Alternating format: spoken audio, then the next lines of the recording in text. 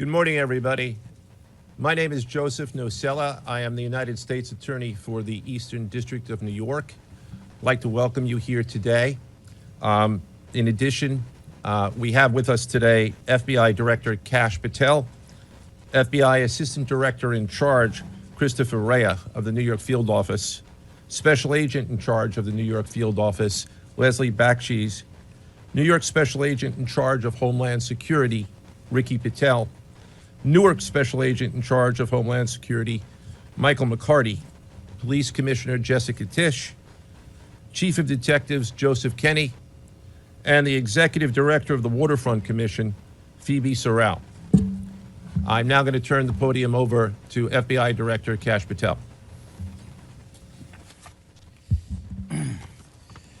Good morning. Today we are here in New York to announce a historic arrest across a wide-sweeping criminal enterprise that envelops both the NBA and Cosa Nostra. The men and women up here standing with me represent a small portion of the leadership team that brought profound justice in an era that needed it more than any. I'll just highlight some of the details in the case and the FBI work, and then you'll hear from the others.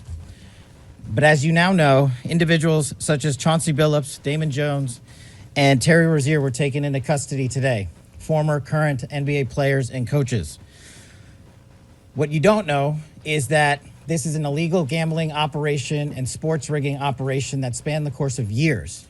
The FBI led a coordinated takedown across 11 states to arrest over 30 individuals today responsible for this case, which is very much ongoing. Not only did we crack into the fraud that these perpetrators committed on the grand stage of the NBA, but we also entered and executed a system of justice against La Cosa Nostra to include the Bonanno, Gambino, Genovese, and Lucchese crime families. And you'll hear more about those details today. The charges and the arrests that were taken down across this country range from wire fraud, money laundering, extortion, robbery, illegal gambling. This FBI will leave no room for any perpetrator of crime across this country. You hear a lot about our work of defending the homeland and crushing violent crime. Well, this work is also representative of a colossal portion of the FBI's mandate to keep America safe and to keep our entertainment industry fair and secure. The men and women that are standing up here today worked tireless hours, days, months, and years. And the fraud is mind-boggling. It's not hundreds of dollars. It's not thousands of dollars. It's not tens of thousands of dollars. It's not even millions of dollars. We're talking about tens of millions of dollars in fraud and theft and robbery across a multi-year investigation. And we could not have done it without our interagency partners that are before us today. The NYPD, HSI, and teams of law enforcement officials from around the country made this day possible. It takes a team to bring this kind of justice, sweeping justice, into the halls of the United States courtrooms, where our brave United States attorney has led this prosecution.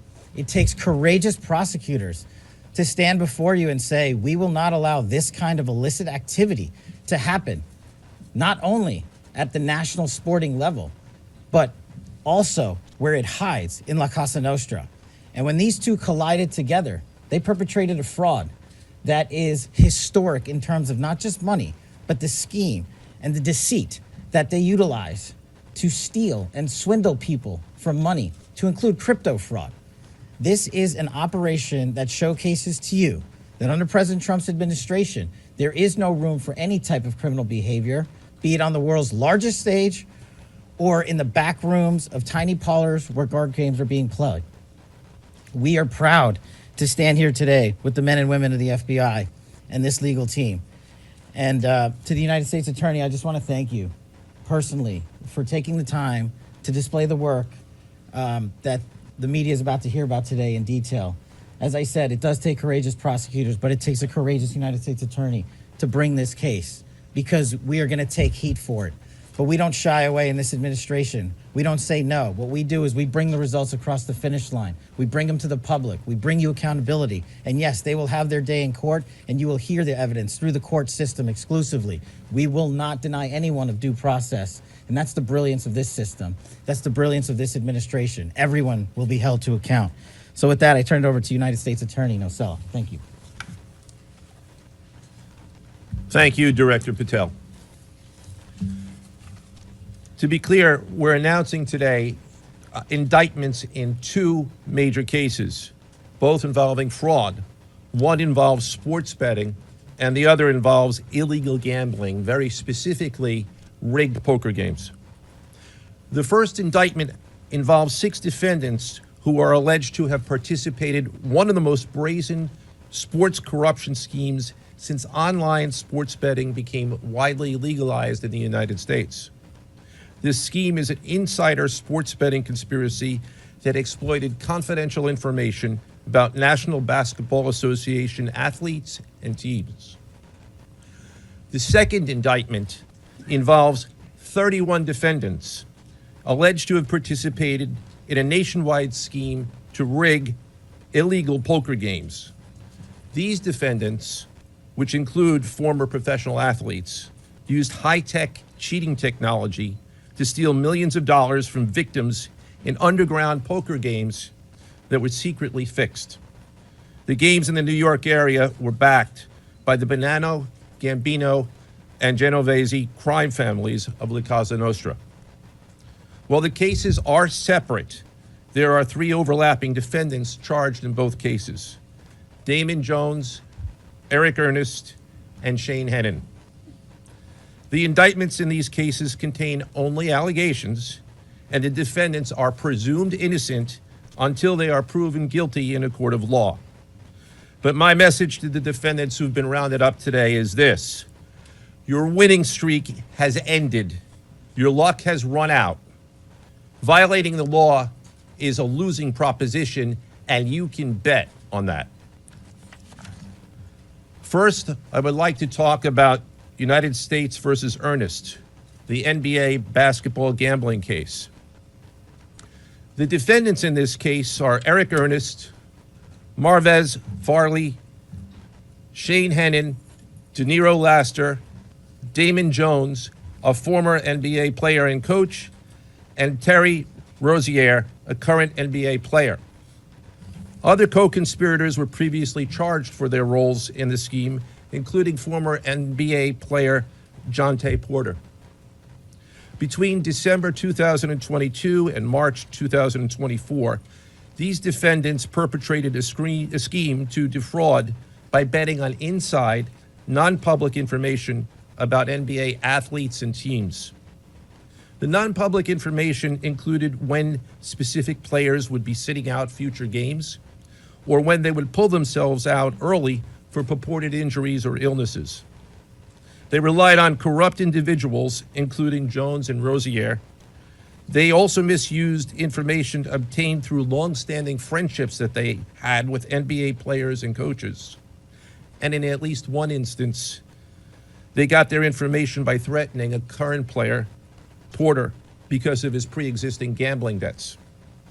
Defendants used this non-public information to place hundreds of thousands of dollars in fraudulent bets, mostly in the form of prop bets on individual player performance. The bets were placed through online sports books and also in person at casinos.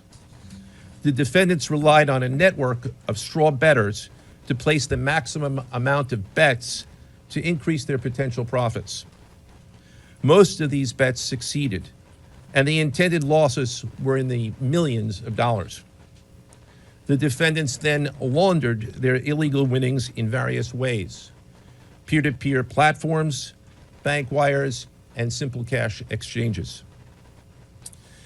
The indictment details specific examples where the defendants profited from illegal gambling and illegal betting on various NBA games about the performance of players on, among other things, the Charlotte Hornets, the Portland Trail Blazers, the Los Angeles Lakers, and the Toronto Rangers. Each defendant in the NBA basketball gambling case has been charged with conspiracy to commit wire fraud and conspiracy to commit money laundering.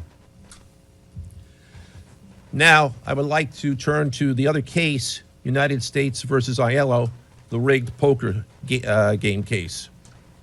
Beginning as early as 2019, the defendants in this case orchestrated a scheme to use wireless cheating technology to run rigged poker games across the United States, including in the Hamptons, Las Vegas, Miami, and Manhattan. The scheme targeted victims known as, quote, fish, who were often lured to participate in these rigged games by the chance to play alongside former professional athletes who were known as, quote, face cards. The so-called face cards included the defendant Chauncey Billups, who at the time of the scheme was a former NBA player and is currently the head coach of the Portland Trail Blazers, and also Damon Jones, a former NBA player and coach. What the victims, the fish, didn't know is that everybody else at the poker game, from the dealer to the players, including the face cards, were in on the scam. Once the game was underway, the defendants fleeced the victims out of tens or hundreds of thousands of dollars per game.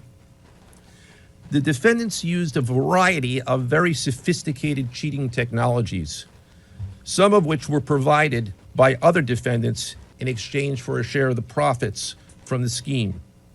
For example, they used off-the-shelf shuffling machines that had been secretly altered in order to read the cards in the deck, predict which player at the table had the best poker hand, and relay that information to an off-site operator. The off-site operator sent the information via cell phone back to a co-conspirator at the table, and that person at the table was known as the quarterback. The quarterback then signaled secretly the information he had received from to others at the table, and together they used that information in order to win their games and to cheat the victims. Defendants used other cheating technologies such as poker chip tray analyzers, which is a poker chip tray that secretly reads cards using a hidden camera, special contact lenses or eyeglasses that could read pre-marked cards, and an X-ray table that could read cards face down on the table. What you see depicted on the screen right now is an example of the X-ray table that reveals the cards. Although they are face down on the table, they can be read because of the X-ray technology. The Mafia, specifically members and associates of the Bonanno, Gambino, and Genovese organized crime families, had pre-existing control over non-rigged, illegal poker games around New York City. As a result, they also became involved in the rigged poker games, helping to organize the games and taking a cut of the proceedings, and working to enforce the collection of debts.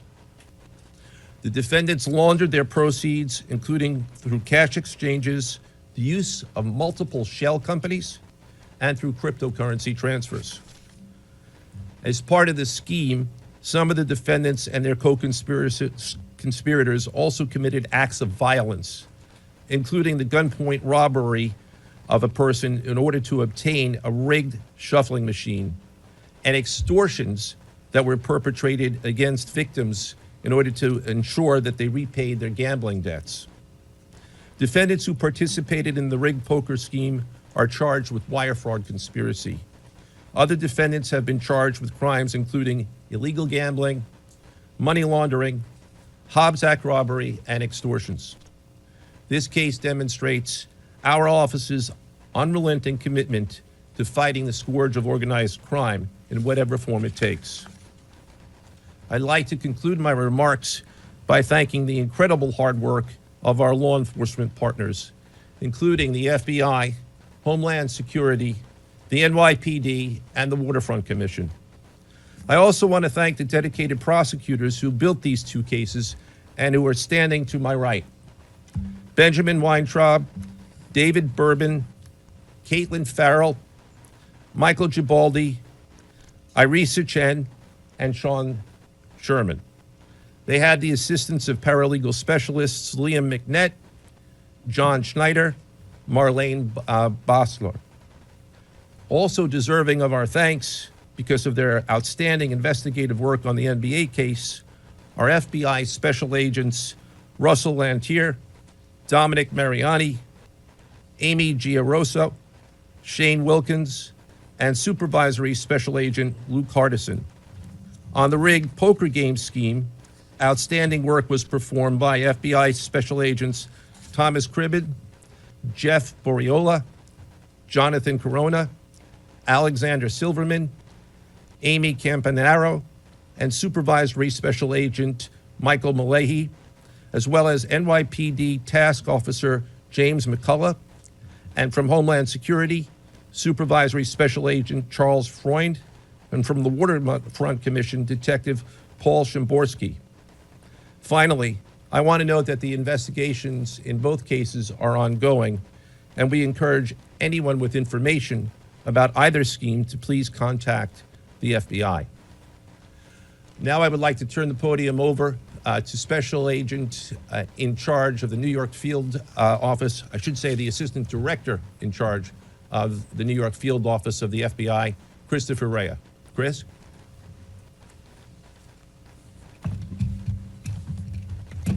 All right, thank you, Joe. As always, we appreciate the partnership here. Can't do any of this without you and your team, so thank you. Also want to publicly thank the director for coming down from D.C. The director's a very busy person, and for him to come down should tell you the importance of this historic case.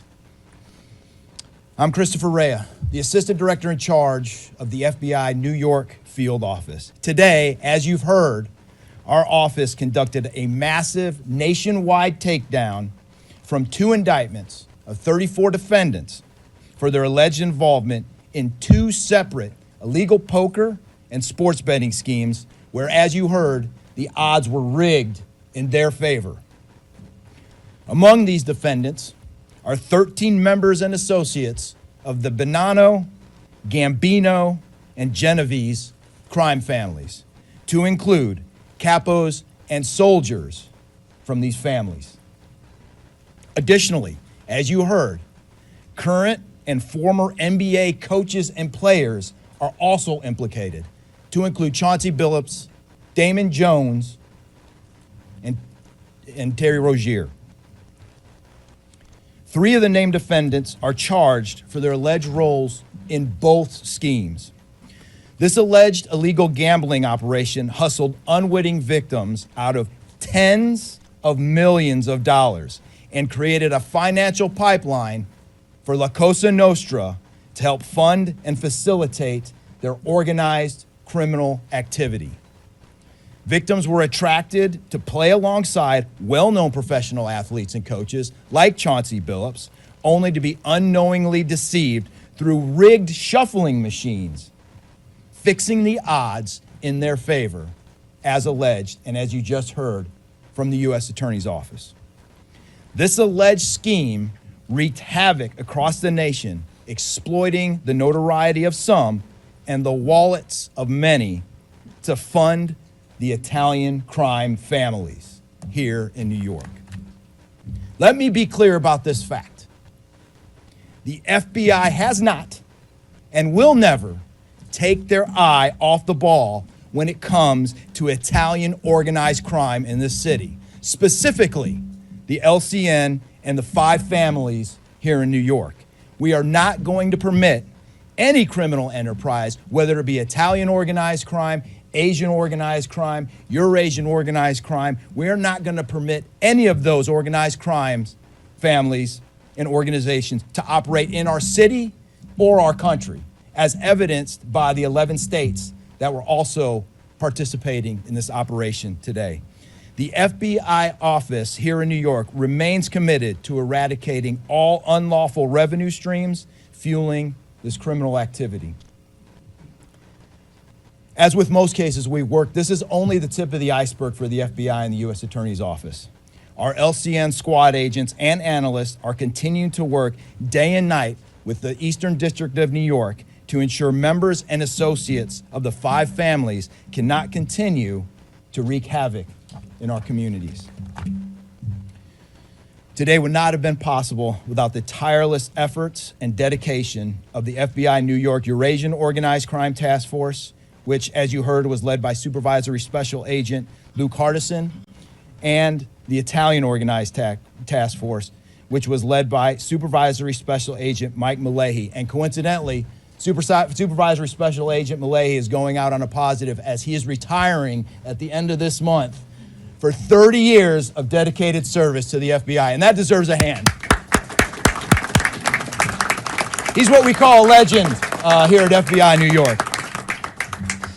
Additionally, obviously, we cannot do this alone without our partners. I want to extend my appreciation to Homeland Security Investigations Special Agent in Charge, Ricky Patel.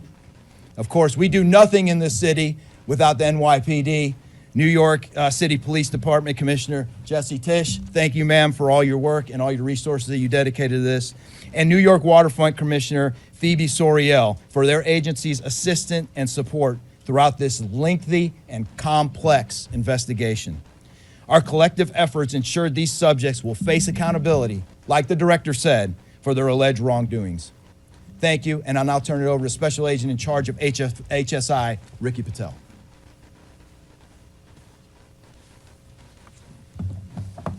Thanks, Chris. Good afternoon, everyone. My name is Ricky Patel. I'm the Special Agent in charge for Homeland Security Investigations here in New York. This morning, hundreds of special agents and investigators with HSI, the FBI, the New York Waterfront Commission, and the NYPD descended upon the homes of individuals who for years have operated with the false sense of impunity, a false sense of incivility. In the early hours of today, across 9 states, coast to coast, dozens of defendants were arrested and will face the consequences of their alleged crimes. This was their wake-up call.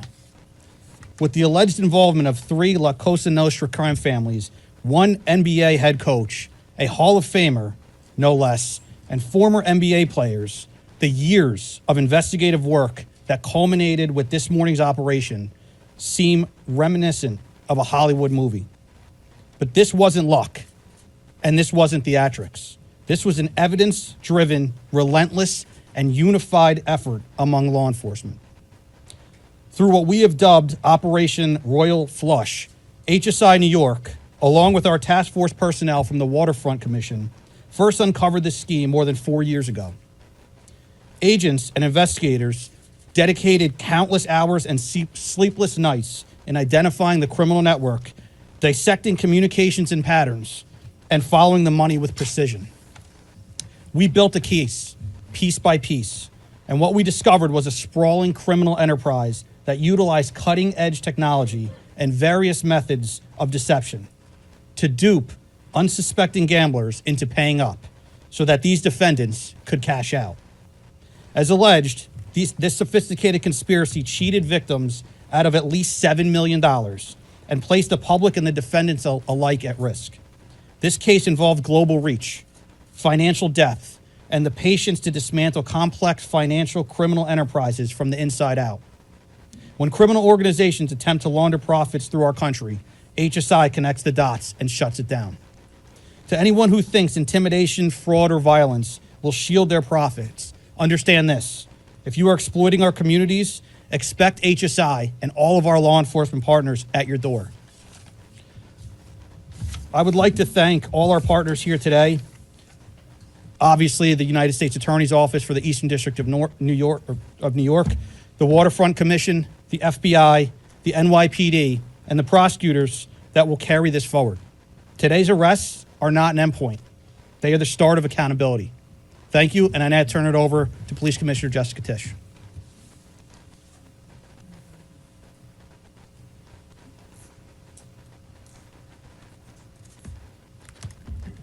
Good morning. Thank you to Director Patel, Assistant Director Rea, and U.S. Attorney Nostra. What we're announcing today is not just another takedown. It's the result of more than 2 years of coordinated investigative work by the NYPD's Joint Organized Crime Task Force and the FBI. 2 cases that exposed criminal networks led by 34 individuals who believed the rules did not apply to them. They hid behind layers of complexity, behind money, and behind influence, believing those things would shield them from accountability.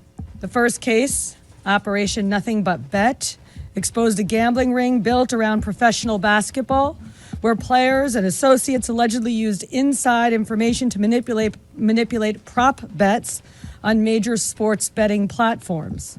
They placed wagers on unders on players to score less,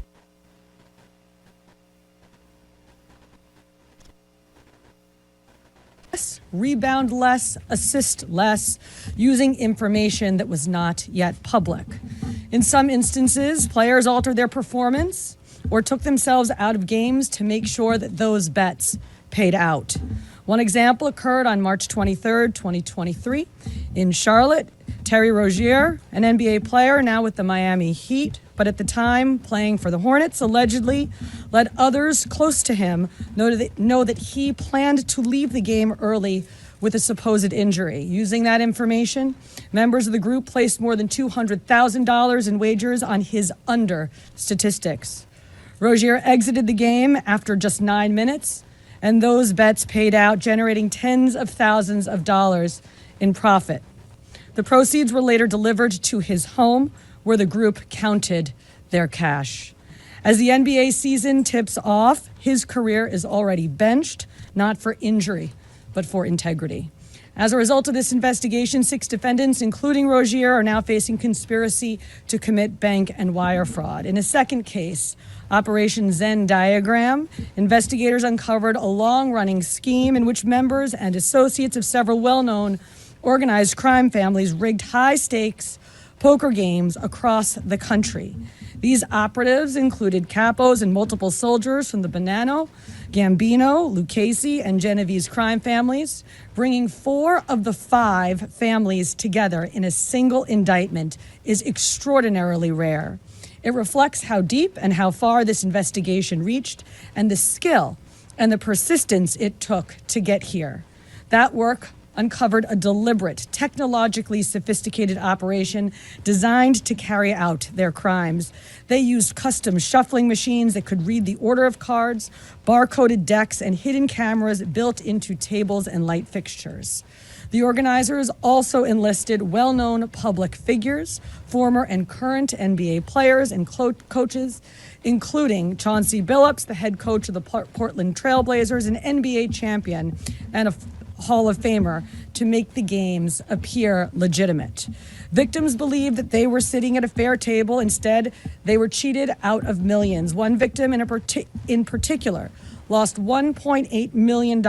In total, losses exceeded $7 million and continue to climb. And when people refused to pay, these defendants did what organized crime has always done. They used threats, they used intimidation, and they used violence. It's the same pattern that we have seen for decades. Traditional mob enforcement methods combined with new technology to expand the reach of their operations.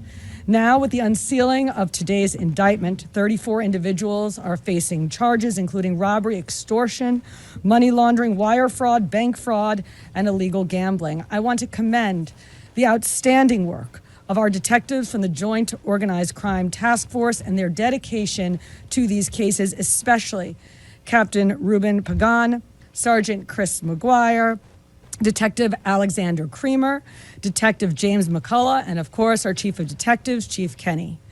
As part of these investigations, our members recovered and reviewed thousands of hours of video, conducted extensive surveillance on illegal gambling locations across the city, and executed more than 24 search warrants on electronic records that revealed the true extent of this conspiracy. Once again, the work of our detectives, together with the FBI and the U.S. Attorney's Office, closed those gaps before they could widen further. The NYPD is proud to stand with each of you today, as these cases represent the kind of partnership that defines modern law enforcement agencies, sharing intelligence, coordinating resources, and moving as one team. Thank you.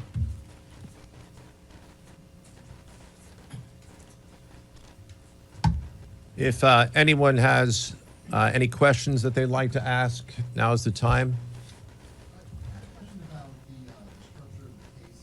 Is it the investigation into one case that lead to discovery of the other? Can you talk more about the link between them? I'm not at liberty to discuss either the background of the investigation itself or the investigation as it continues. So I'm afraid I can't really explain to you other than the fact that both cases have been unsealed today, and there was an overlap that has been discussed already with respect to certain of the defendants. Yes. Other border claim that he had a gambling addiction, David Rosier or Billups or Damon Jones, claim the same thing at all? With respect to any allegations or defenses that have been made by any of the defendants, they will have their opportunity to present them in court. We're not here to air those at this time or to discuss them. Yes.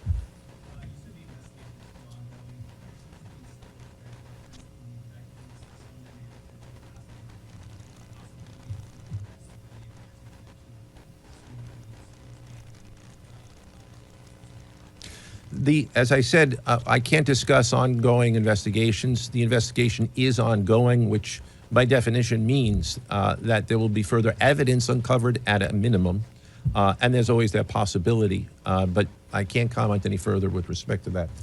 Yes. Thank you. Director Patel, you had said in your comments, we're going to take heat for this case. Why do you say that, and what efforts might you take to counter it? It's not popular to go after some of the defendants that we went after today, but justice is served blindly. And how do we countermand that? Simple. The unsealing of these indictments today shows the force of the Department of Justice and our great Attorney General and the leadership that we have at the FBI and the team here to specifically mete out justice. And look, let's not, mince words. This is the insider trading saga for the NBA. That's what this is. That's why we are going to take heat. But as the evidence comes out, as the indictments are unsealed, you will see the extensive work these men and women put in, countless hours over years, and that's how we countermand it.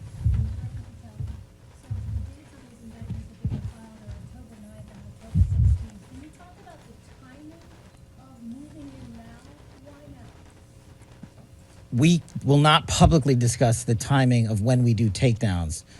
I will only say that we do takedowns in a coordinated fashion with our law enforcement partners and the U.S. Attorney at the appropriate time to make sure that we ensure the integrity of the investigation, as the United States Attorney said, an investigation that is very much ongoing. Dr. Patel, you said insider trading for the NBA. What are the implications of this case for other sports leagues and for the legal gambling industry in general? Simple. If you're participating in the legal gambling industry, you got nothing to worry about. If you're participating in illegal conduct, you got everything to worry about, and this case shows it. Did the illegal conduct cross with the legal sport betting platforms in any capacity? And if so, is that the search warrants that the police issued? I'm not sure I quite understand your question. You're asking if the illegal conduct, If it crossed with like the sports betting industry or the online sports? the sports books themselves are victims in this case. They themselves did not, as far as our investigation is concluded, they did not perpetrate anything unlawful. Are you able to say which sports books or online outlets they use to make these bets? I'm not going to respond to that at this time, but that information will be made public. Yes. Can you identify the access point where these co-conspirators were able to recruit these, famous people to partake in the schemes? When you say the access point, They were able to recruit them? I'm not sure which case you're referring to. Oh. Well- Rozier, how he was recruited, Damon Jones in the NBA scandal, and then Billups for the cocaine. We're not at liberty to say that at this time. That will be revealed in due course. Yes. No, he was being, What is your question, sir? Hey, thanks for being here. You just said that the sports books themselves are the victims, at least in the indictment involving Terry Rozier and others. They're among the victims.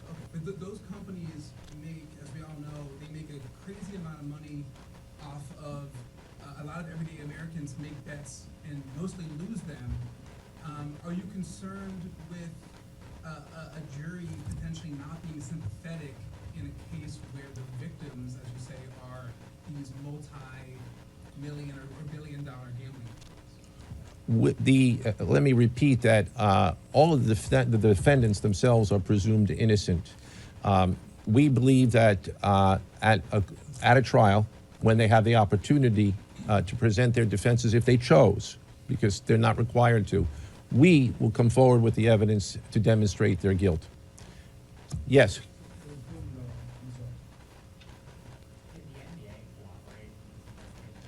The answer to your question is yes, the NBA has cooperated with the investigation.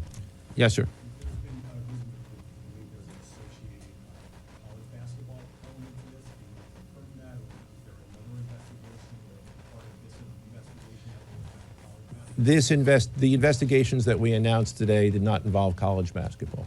Next question, next question. Yes. There was an emphasis on the Italian crime presence, organized crime in New York. Can you give us a sense of the strength and status of Italian organized crime in New York right now? No, I'm sorry. That would be a question that goes beyond what we're here to discuss today, which is these two indictments. Thank you.